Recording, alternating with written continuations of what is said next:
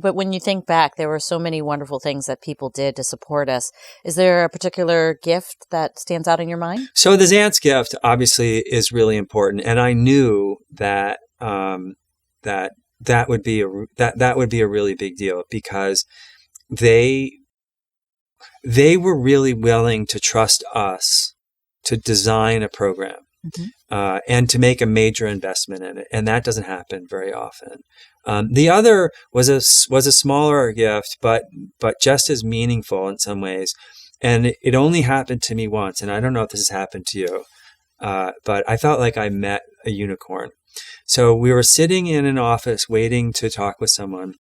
I had met him once at a dinner. His daughter had been a student here years ago. And he walked in and he said, we were chatting for a little bit, and he said, look, I know you're busy, so let me tell you this.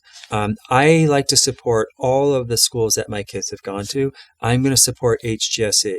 I would like to give you $1 million on 2 conditions. Number 1, you decide how to use it because you should know how to use $1 million better than I would. And 2, I don't want any credit. And I said, I think I can live by those conditions. And I said, people told me that this might happen, but I never thought it would. And it was the only time it happened. But what it enabled us to do was, after chipping in some money ourselves, was to create dissertation completion stipends for the EDD students. Yes. So, this was the time of transition from the EDD to the PhD. And the EDD students were feeling a little bit neglected. Right. And they met as a group, and I think under Noni's supervision at the time, and put forward this idea. I asked them, well, what would really help? I mean, we can't make the EDD program exactly like the PhD program, right. But what would help? And they came back and said, a stipend for the final year that we're working on our dissertation. And that gift enabled us to do that.